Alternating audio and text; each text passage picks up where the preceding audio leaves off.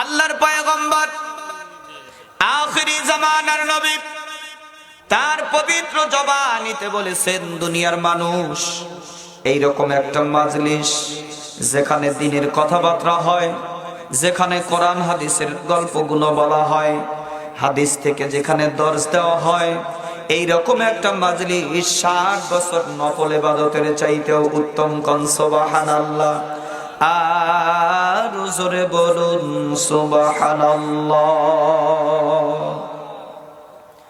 এই পর্যন্তই শেষ নয়,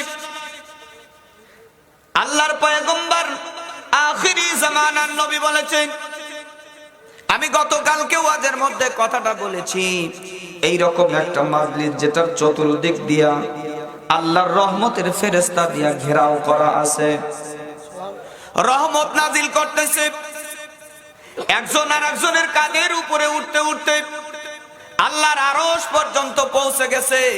আল্লাহ ডাক দিয়ে বলে, ও ফেরেশতারা, তোমরা এমন করতেছো কেন? হই হল্লা করতেছো কেন? হুড়াহুড়ি করতেছো কেন? কারণ কি এমন করতেছো কেন? ফেরেশতারা ডাক দিয়ে বলে, আল্লাহ, তুমি কি দেখো না, ওই যে বাকুয়া বিলপাড়া জামে মসজিদের উন্নতি কল্পে আজকে ওখানে কোরআন হাদিসের গল্পগুলো বলা হইতেছে, কোরআন হাদিসের আলোচনা করা হইতেছে। আল্লাহ ডাক দিয়ে বলেন, তাই ওই বাকুয়া বিলপাড়া জালসা হচ্ছে? কয় হ্যাঁ। ওরা কেন এখানে বসে আছে? ওরা কি জীবনে আমাকে কোনোদিন দেখেছে? ফেরেশতারা ডাক দিয়ে বলে, না আল্লাহ, জীবনে কোনোদিন দেখে নাই। ওরা কি আমার জান্নাত দেখেছে? না না, আমার জান্নাত তো জীবনে কোনোদিন দেখে নাই। ওরা আমার জাহান্নাম কি জীবনে দেখেছে? ফেরেশতারা ডাক দিয়ে বলে, আল্লাহ, ওরা আপনার জাহান্নামও কোনোদিন দেখে নাই। তবে কেন? আরামের ঘুমকে হারাম করে, মশার কামড়কে অপেক্ষা করে, এই কনকনে শীতের মধ্যে কেন, কোন আশায়, কার ভয়ে ওখানে ওরা বসে আছে? ফেরেশতারা ডাক দিয়ে বলে, আল্লাহ, যদি ওরা তোমাকে দেখে নাই, তোমার জান্নাতও দেখে নাই, জাহান্নামও দেখে নাই, তবে আলেমদের মুখ থেকে শুনেছে জান্নাত আছে, জাহান্নাম আছে। জাহান্নামের মধ্যে গেলে কষ্ট আর কষ্ট আর কষ্ট, শাস্তি ভোগ করতে হবে। আলেমদের মুখ থেকে শোনার পরে আল্লাহ, ওরা মন থেকে তোমার ভয়ে, জান্নাতের আশায়, জাহান্নামের ভয়ে আরামের ঘুমকে হারাম করে, মশার কামড়কে অপেক্ষা করে ওই বাকুয়া বিলপাড়া জামে মসজিদের মাহফিলের মধ্যে বসে আছে। আল্লাহ ডাক দিয়ে বলে, ফেরেশতারা, তোমরা সাক্ষী থাকো, তোমরা সাক্ষী থাকো, আমি আল্লাহ তাদের তামাম জিন্দেগির গুনাহ মাফ করে দিলাম। আরো জোরে বলুন সুবহানাল্লাহ। তোমার রহম দিয়ে আমায় হৃদয়টা পূর্ণ করে দাও, বলুন, তোমার ভালোবাসা দিয়ে আমায় তুমি আপন করে নাও। পথহারায় বান্দা তোমার করছি মোনাজাত বারে বার, তোমার রহম দিয়ে আমায় হৃদয়টা পূর্ণ করে দাও। তোমার ভালোবাসা দিয়ে আমায় তুমি আপন করে নাও। তোমার রহমের জোর ধরা প্রখর দরতে বৃষ্টি ঝরায়, তোমার রহমের শীতল ছায়া বৃক্ষে যেমন সবুজ গজায়, তোমার রহম দিয়ে আমায় হৃদয়টা পূর্ণ করে দাও। তোমার ভালোবাসা দিয়ে আমায় তুমি আপন করে নাও। লিল্লাহি তাকবীর। আল কোরআনের আলো, আল হাদিসের আলো, কোরআন ছাড়া অন্য কিছু মানি না, মানব না। নারায়ে তাকবীর। একটু জিকির করি লা ইলাহা ইল্লাল্লাহ, লা ইলাহা।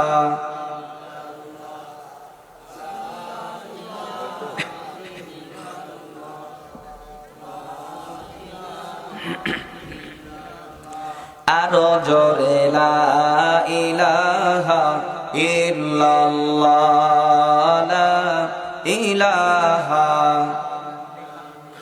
লা ইলাহা ইল্লাল্লাহ মুহাম্মাদুর রাসূলুল্লাহ। সকলেই বলি সাল্লাল্লাহু।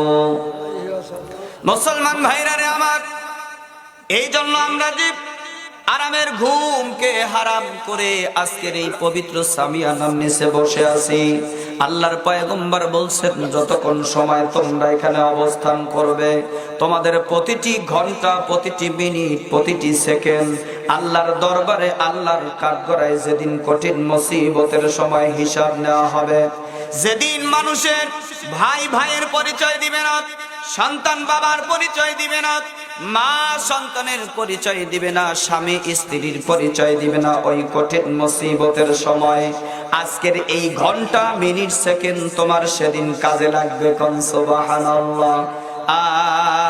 আর জোরে বলুন সুবহানাল্লাহ। হাসর তো হবে নাকি? বিচার আছে তো সামনে নাকি? নাকি হইছি মরে যাব এই পর্যন্তই শেষ? অথচ যারা ওই যে এক শ্রেণীর লোক আছে বলে দেয়ার ইজ নো গড, আল্লাহ বলতে কোনো কিছু নাই, নাউজুবিল্লাহ বলি, তারা বলে হইছি, মারা যাব, গাড়ি থুই আসবি, পয়সা যাবি, এই পর্যন্তই শেষ, এরপরে আর কিছুই নাই। কিন্তু যারা মুসলমান, যাদের ভিতরে বিন্দু পরিমাণ ঈমান আছে, ঈমানের একটা অংশই আল্লাহর পয়গম্বর তার পবিত্র জবানিতে বলছেন ওয়াল বাসি বাদাল মাউত, মৃত্যুর পরে জিন্দা হয়ে প্রত্যেকটি কর্মের জন্য হিসাব দিতে হবে। এইটার উপরে বিশ্বাস স্থাপন করার নামও ঈমান।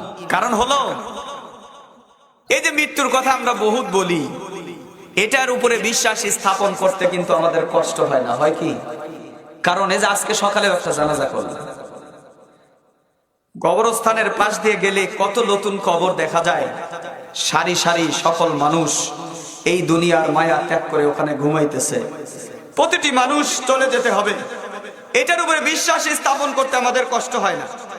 কারণ হলো আমরা স্বচক্ষে দেখতেছি, দাদা চলে গেল, বাবা চলে গেল, সকল আত্মীয় স্বজন আস্তে আস্তে সবাই তো চলে যাচ্ছে, কেউ তো এলো না। আমি তো এর বাইরে নাই, আমি তো চলে যাবো এক সময়, এর বাইরে তো কেউ না। এই জন্য এইটার উপরে বিশ্বাস স্থাপন করতে আমাদের কষ্ট হয় না। এইটার উপরে বিশ্বাস স্থাপন করতে কি কারো কষ্ট হয় যে আমরা মৃত্যুবরণ করব? সব মানুষই আমরা মারা যাব, এই জগৎ থেকে চলে যাব। এক সেকেন্ড সময়ও আল্লাহ আমাদেরকে বেশি করে দিবেন না, যেটা আমার জন্য নির্ধারণ করা আছে।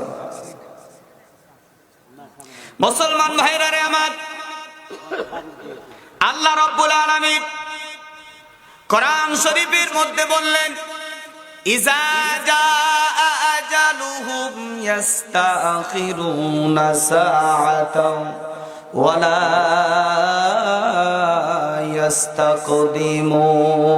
ইস্তাকদিমুন।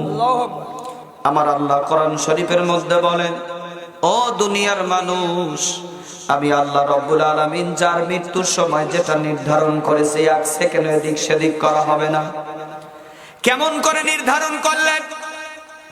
হাদিস শরীফের মধ্যে এসেছে, আল্লাহর পয়গম্বর বলেন, সালমান ফারসি রাদিয়াল্লাহু তাআলা আনহু হতে বর্ণিত, তিনি বলেন, কোন একটা সময় আল্লাহর পয়গম্বরকে জিজ্ঞেস করলাম, নবী গো, আপনি জন্ম সম্পর্কে আমাদের কিছু তথ্য দেন, কিছু জানায়া দেন নবীজি ডাক দিয়ে বললেন, এটা তোমাদের জানার দরকার নাই।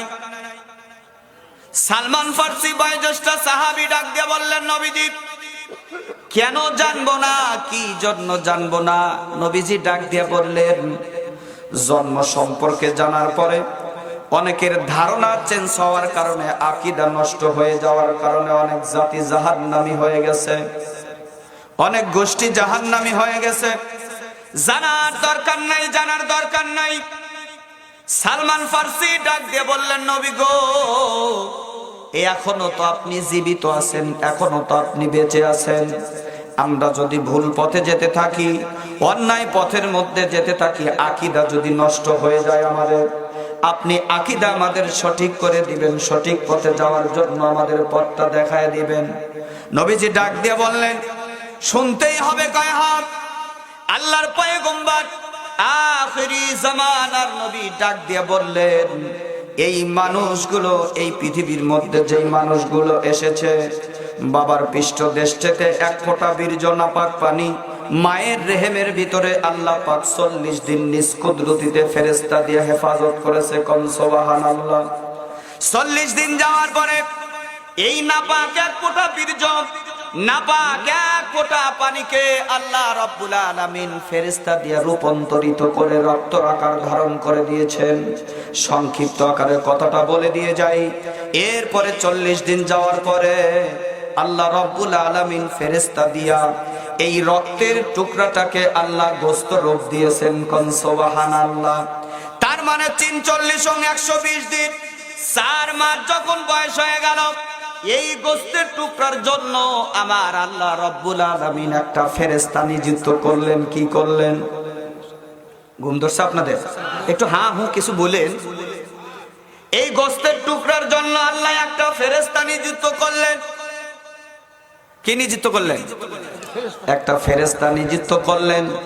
এই গোশতের টুকরার কাছে ফেরেশতাটা 4টা বিষয় নিয়ে চলে আসে। কয়টা বিষয়? 4টা বিষয় নিয়ে চলে আসে। কি 4টা বিষয়? আল্লাহর পয়গম্বর আখিরি জামানার নবী তার পবিত্র জবান দিয়ে বলতেছেন, দুনিয়ার মানুষ 4টা বিষয়ের মধ্যে সর্বপ্রথম হলো এই বান্দা দুনিয়ার মধ্যে কয়দিন জীবিত থাকবে, তার মানে হায়াত।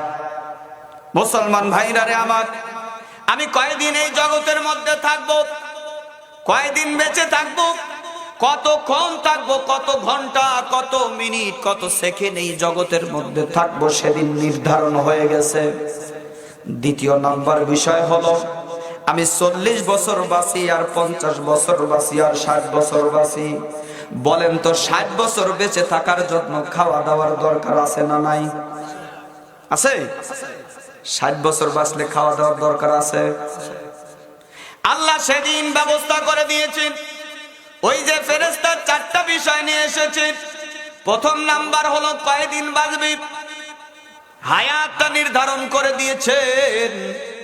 আর দ্বিতীয় নাম্বার হলো 40 বছর হোক, আর 50 বছর হোক, আর 60 বছর হোক, বা 100 বছর হোক, এই হায়াতি জিন্দেগিতে সে খাবে কি, এই রিজিকের ব্যবস্থাটা আমার আল্লাহ রব্বুল আলামিন সেদিন বাজেট করে দিয়েছেন। কোন সুবহানাল্লাহ। আর জোরে বলুন সুবহানাল্লাহ। এই রিজিকের জন্য আমরা সকাল থেকে সন্ধ্যা পর্যন্ত এই পেটের খাবারের জন্য সারাদিন জীবনের মূল্যবান সময়টা আমরা ব্যয় করি কি করি না? শুধু খাই খাই করে জীবনটা পার করে দিলাম। শুধু চিন্তা করি কি খাবো। আমি গত কয়েকদিন আগে একজনকে বলছি, আসেন নামাজ পড়তে যাই। কয় যে হুজুর, ভ্যানের ভিতরে 2টা প্যাসেঞ্জার উঠছে, বাজারে যাব। ডাক দিয়ে বললাম নামাজটা পড়ে যান। কয় যে হুজুর, প্যাসেঞ্জার 2টা যদি নেমে যায়, এই যে 10টা 20টা টাকা নষ্ট হলো। আল্লাহর বান্দা ডাক দিয়ে বলতেছে, 20টা টাকা নষ্ট হলো, আমার রিজিকে ঘাটতি হলো। ভাই, একটাবার চিন্তা করেন, রিজিকের ব্যবস্থা আল্লাহ সেদিন করছে না করে নাই? একটা মানুষকে দেখান রিজিকের অভাবে, খাওয়ার অভাবে মানুষটা মারা গেল।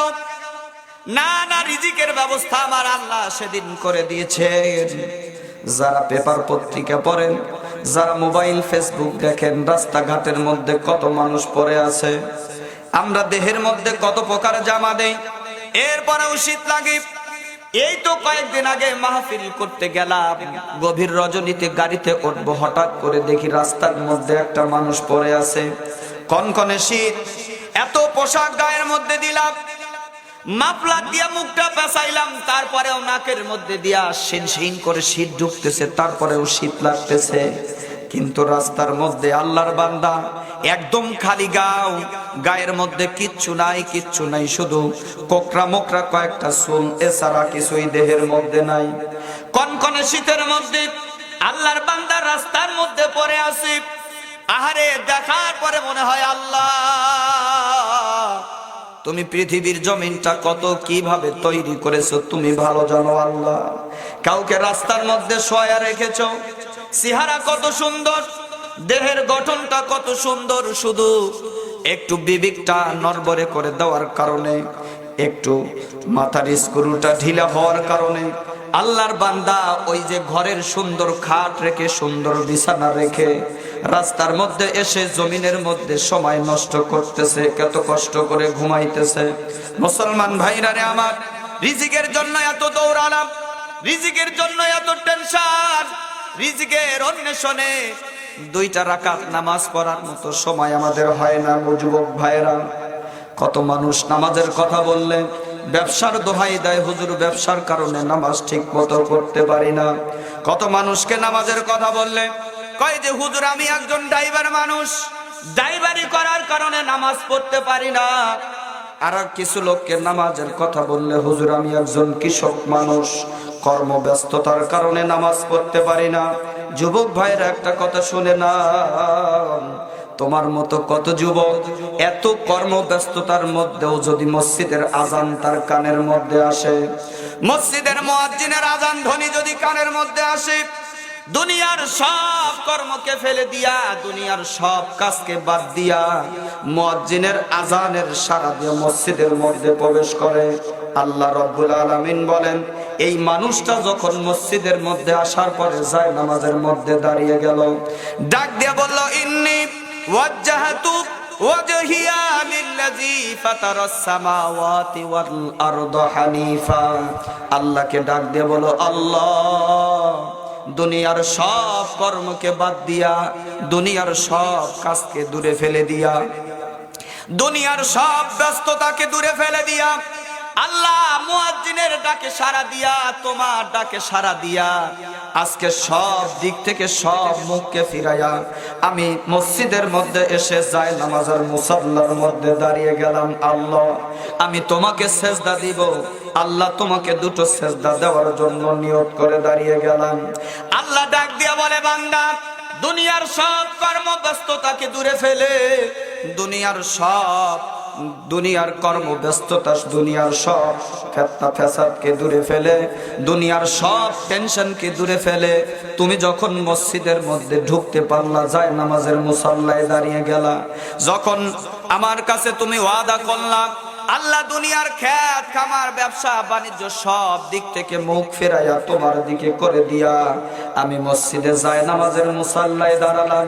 আল্লাহ ডাক দিয়া বলে, বান্দা টেনশন করিস না, টেনশন করিস না, তুই যেহেতু ওয়াদা করলি সব দিক থেকে মুখ ফেরাইছিস, আমি আল্লাহ কথা দিলাম, আমি আল্লাহ স্বয়ং তুই নামাজের সামনে দাঁড়াইয়া গেলাম। কোন সুবহানাল্লাহ, আর জোরে বলুন সুবহানাল্লাহ।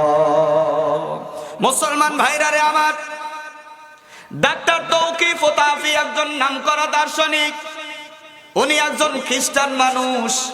একবার চিন্তা করলেন মায়ের পেটের মধ্যে সন্তান কেমনে থাকে, একটু গবেষণা করব। আমি গবেষণা করা শুরু করলেন। একজন মায়ের গর্ভের ভিতরে সন্তানটা চলে আসতেছে, এই 1 থেকে 2 মাস এই মতো অবস্থায় একটা গর্ভবতী মাকে নিয়ে উনি গবেষণা শুরু করলেন।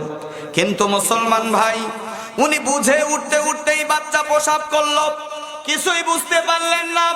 আর একটা মাকে নিলেন গবেষণা করার জন্য। ডক্টর তৌকিফ ওতাফি মাকে নিয়ে গবেষণা করবে। মা পেটের মধ্যে সন্তান ঢুকছে, সবে মাত্র 1 মাস পূর্ণ হলো। যখন পরীক্ষা করে দেখলো মায়ের পেটের মধ্যে সন্তান ধারণ করেছেন, ডাক্তার তৌকিফ ওতাফি পরীক্ষা শুরু করলেন মাকে নিয়ে।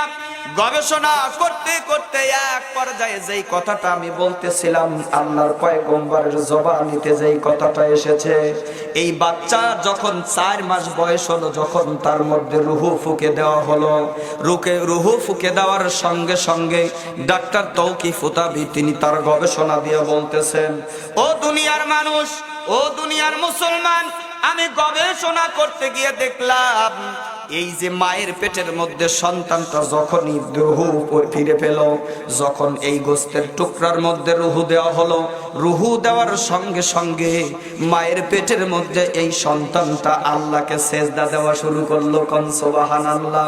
কতবার তাও কমপক্ষে দিনে 5 থেকে 6 বার আল্লাহর বান্দা সেই রুহু, এই গোস্তের টুকরাটা আল্লাহকে সেজদা মায়ের পেটের মধ্যে থেকে দেওয়া শুরু করলো। মুসলমান ভাইরা রে আমার, কথাটা এই জন্য বললাম, মায়ের পেটের মধ্যে সেজদা দিলাম, কিন্তু দুনিয়ার মধ্যে আসার পরে হাজারো ব্যস্ততার কারণে, হাজারো কর্মের কারণে, রিজিকের অন্বেষণের কারণে আজকে মুসলমান সেজদা দিতে পারে না।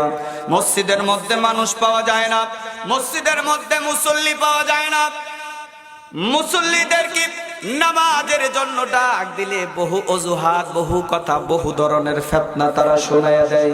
মুসলমান ভাইরা রে আমার, যেই কথাটা বলতেছিলাম, এই গোস্তের টুকরার জন্য আল্লাহ 4টা বিষয় নিয়ে ফেরেশতাকে ওই গোস্তের টুকরার কাছে পাঠায়। 1 নাম্বার হলো হায়াত, আর 2 নাম্বার হলো রিজিক। আল্লাহ রাব্বুল আলামিন এই লোকটা 60 বছর, 70 বছর বা 100 বছর বাঁচবে। এই 70 বছর, 60 বছর বাঁচার জন্য আল্লাহ রিজিকের ব্যবস্থা সেদিন করে দিয়েছে। কোন সুবহানাল্লাহ। আর জোরে বলুন সুবহানাল্লাহ। মুসলমান ভাইরা রে আমার, 3য় নাম্বার কি? আল্লাহ রাব্বুল আলামিন এই ফেরেশতার কাছে 3 নাম্বার যেই বিষয়টা দিলেন, এই লোকটা জান্নাতি কি জাহান্নামী, এটাও সেদিন আমার আল্লাহ রাব্বুল আলামিন লিপিবদ্ধ করে এরপরে ওই ফেরেশতাকে ওই গোশতের টুকরার কাছে পাঠাইছেন। কোন সুবহানাল্লাহ। এখন অনেকের প্রশ্ন হতে পারে, হুজুর আমি জান্নাতি কি জাহান্নামী সেটা তো ওই দিনই ফয়সালা হয়ে গেছে, আমি নামাজ পড়ে কি করব, রোজা করে কি করব, হজ করে কি করব, আমি জান্নাতি কি জাহান্নামী আল্লাহ তো ওই দিনই লিপিবদ্ধ করে দিয়েছেন। মুসলমান ভাইরা রে আমি আসতেছি কথায়।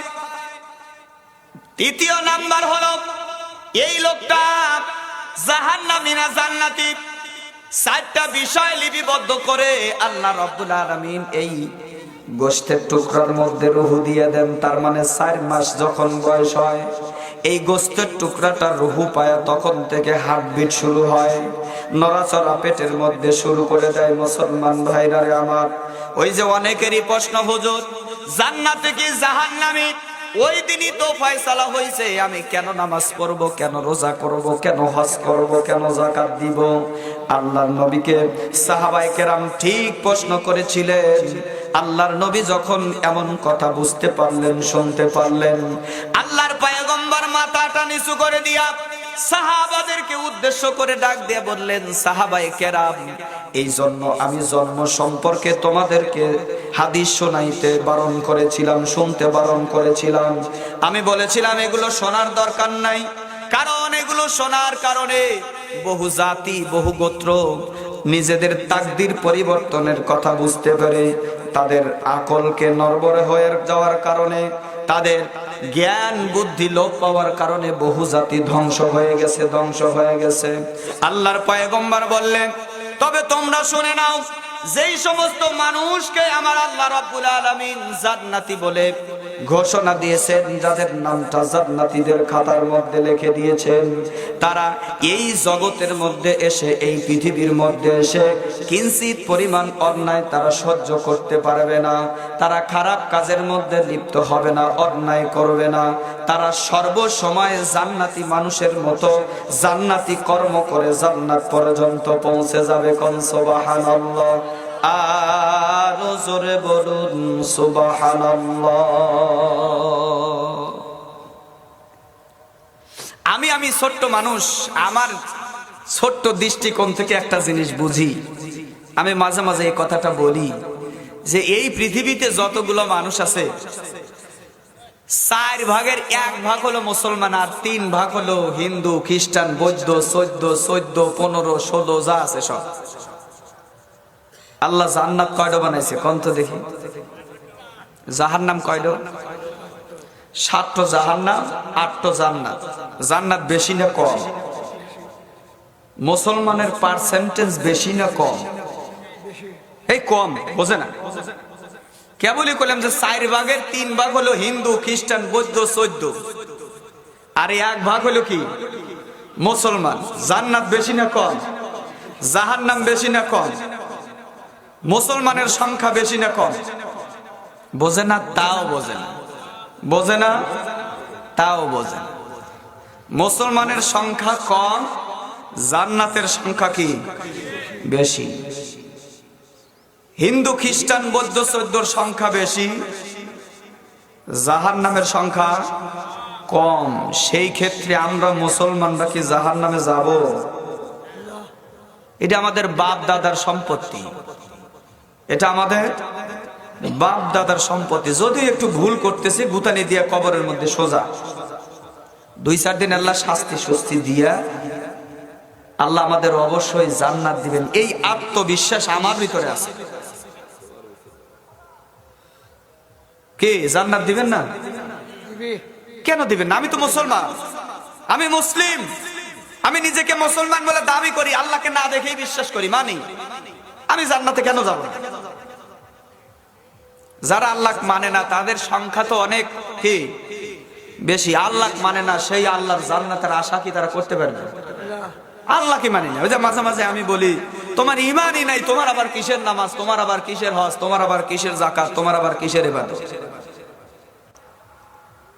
আল্লাহ মানলে তবেই তো তার কি।